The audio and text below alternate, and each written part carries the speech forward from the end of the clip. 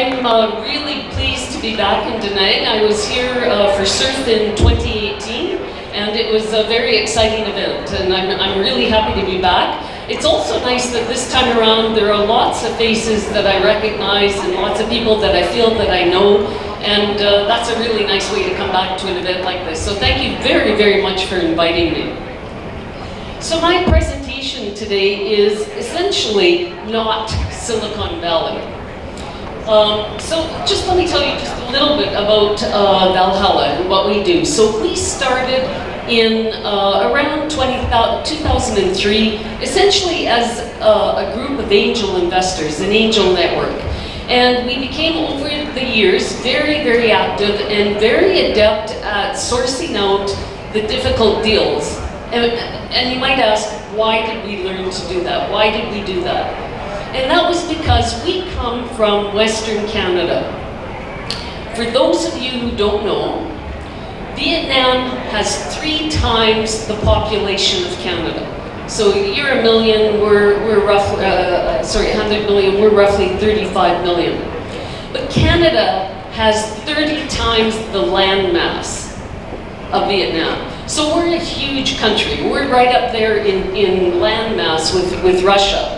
But we have a very small population, 35 million all across the country.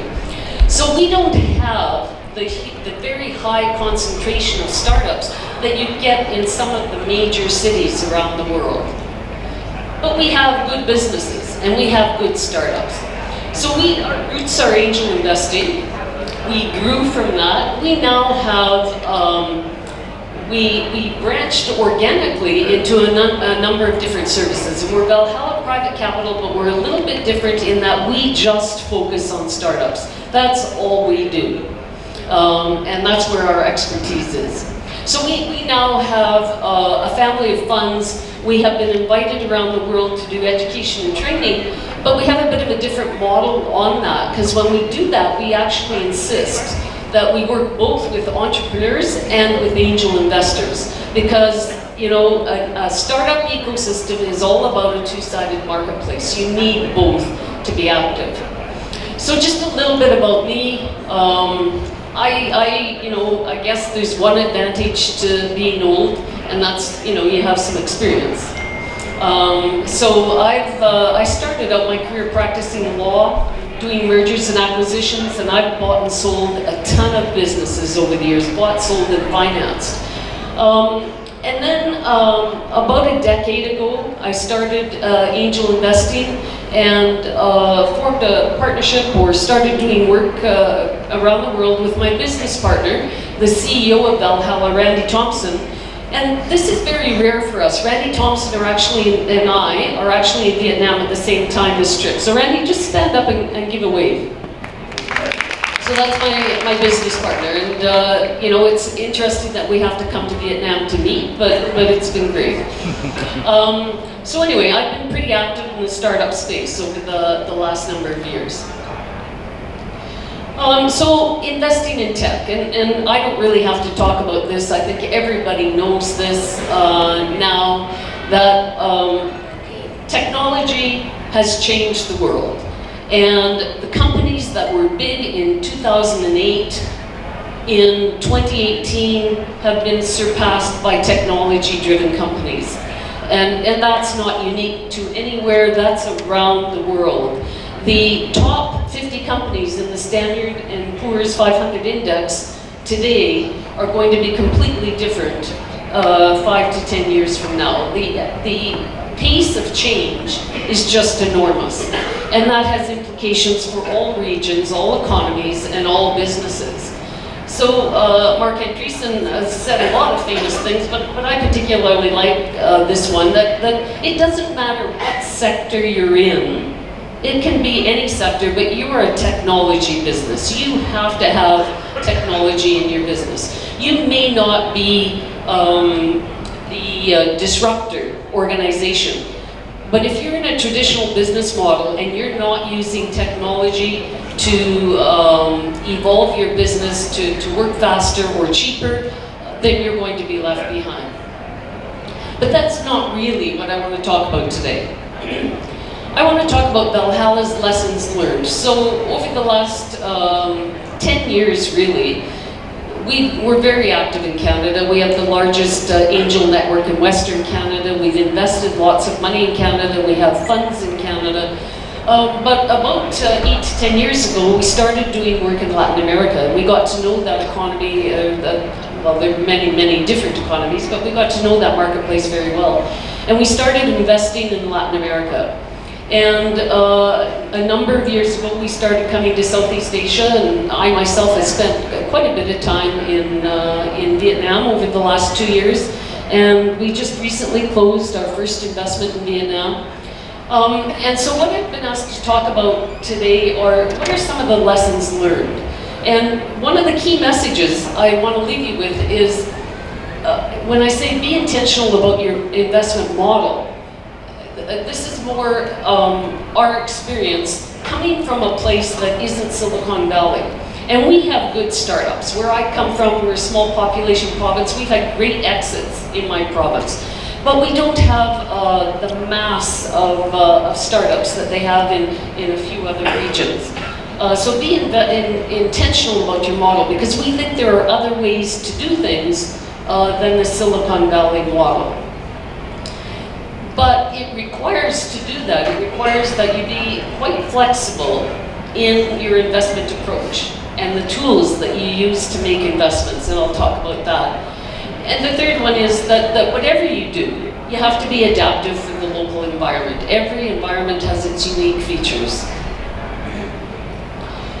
So the first thing I want to say about venture capital, and any venture capitalist will tell you, venture capital is not for everyone.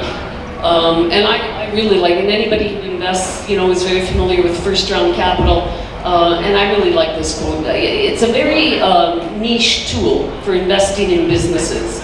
It's very specialized for investing in startups. But investing in businesses broadly, VC's niche. So what makes a company VC compatible? Well, and many of you know this already. I'm not telling you anything you don't know. But VCs are looking for high-growth startups. And startups that can provide them a 10x return on their investment. If you're an investor and you're looking for high-growth startups, you're missing some great lifestyle businesses.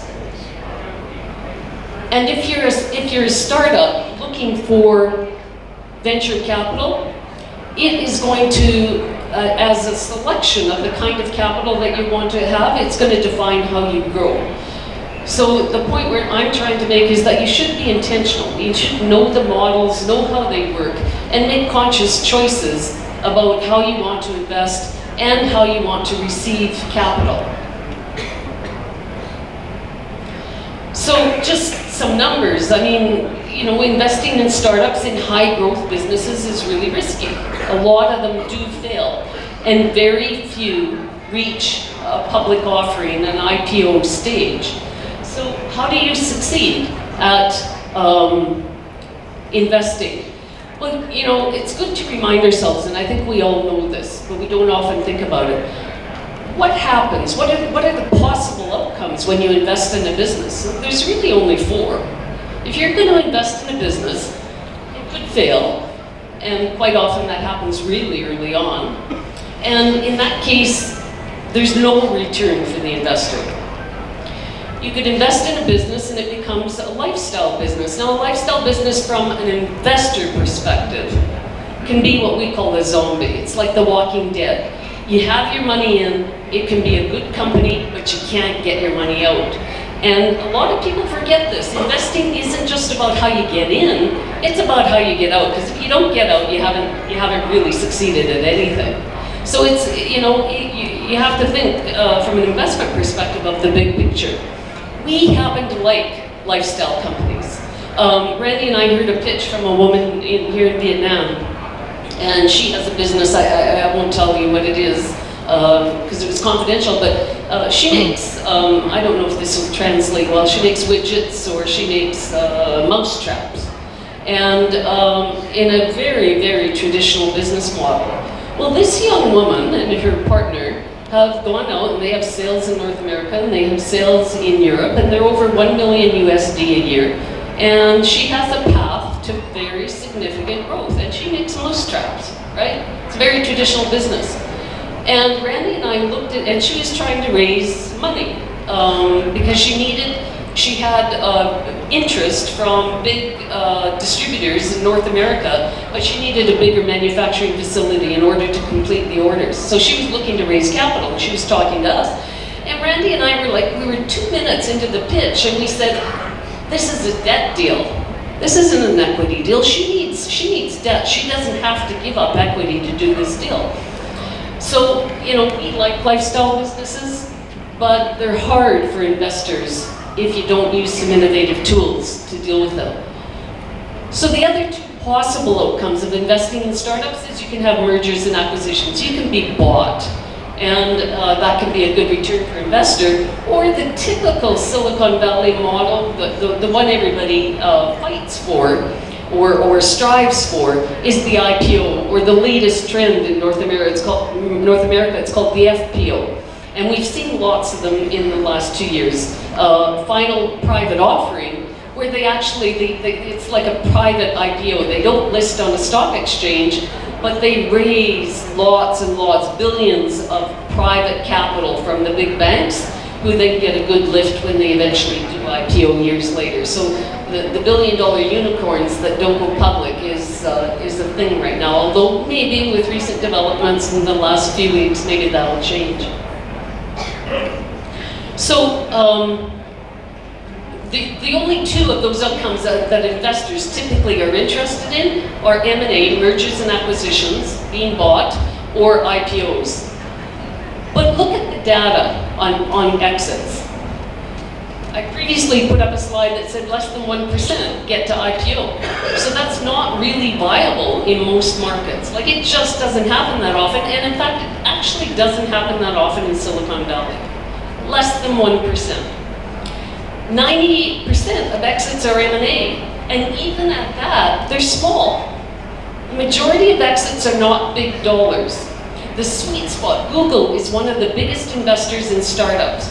Their sweet spot is a pre-revenue startup that they acquire for less than $20 million that has 4 or 5 staff.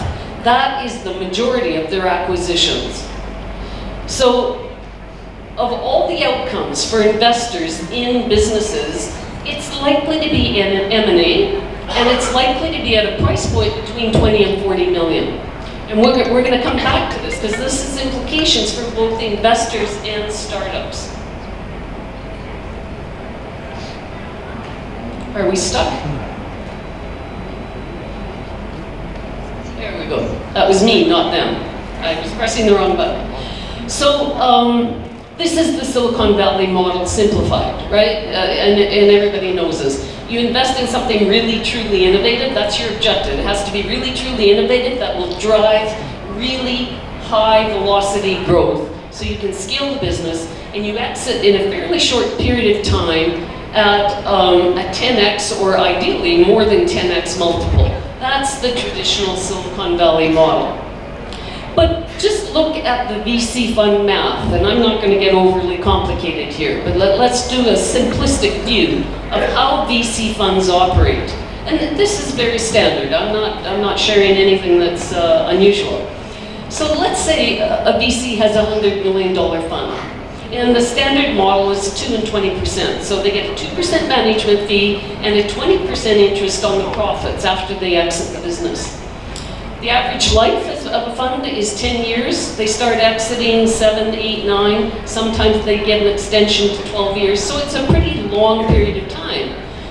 Investors in a fund are called limited partners. And LPs are seeking a 20% internal rate of return. And that means the return on their money over the period of time that they have it out there. So lost opportunity.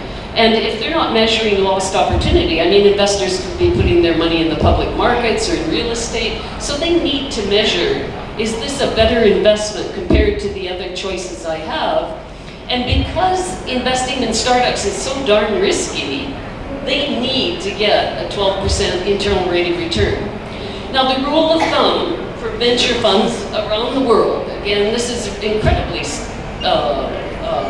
constant, is that a third of your investments are just gonna fail outright. You're gonna lose every dime that you put in. And the first time that happens to you, you take a really deep breath. But a third of your investments are gonna return the capital. There's not gonna be any return. So we talked about the desire, the VC model is you have to get a 10x return. Well, they're gonna lose all their money on a third. They're gonna get their money back on a third. In order to return the fund, they need to earn 10x on the third that are successful. Because there's no other way this model works. If they earn less than 10x, their LPs are going to be unhappy. So this isn't VC greed. This is VC economics. I'm not here to criticize venture. I live in that world, but it's VC economics. So to 3x the fund on those 1/3 investments that are earning a return, they got a 3x or more. So this is the typical model for investing in startups. And usually there'll be 4, 5, 6 rounds, depending on how much money is raised, and the founder's going to dilute 15 to 25% per round.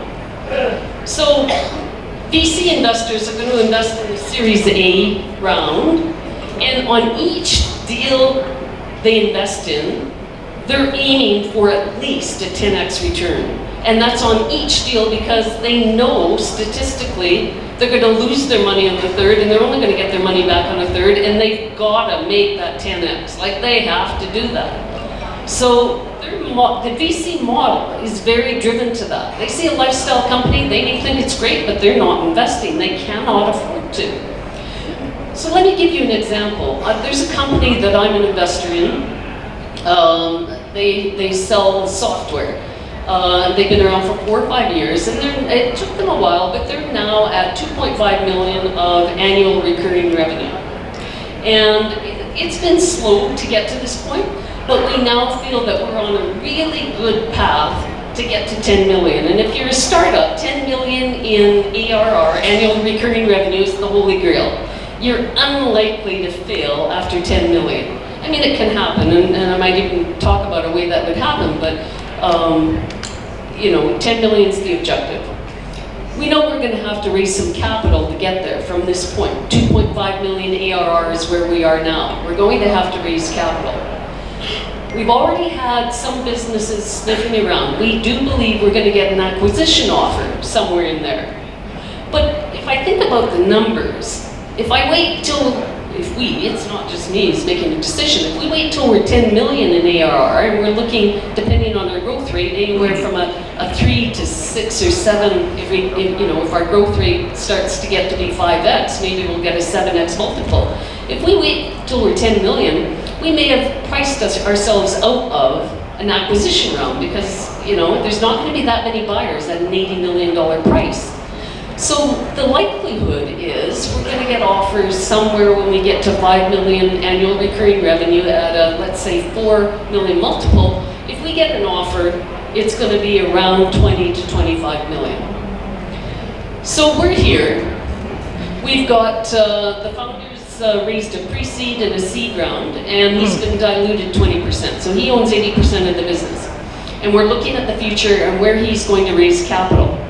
So he's thinking about VC, raising from venture and swinging for the fences, hitting a home run, maybe doing an IPO, really reaching that milestone. But there's a huge risk to him in doing that.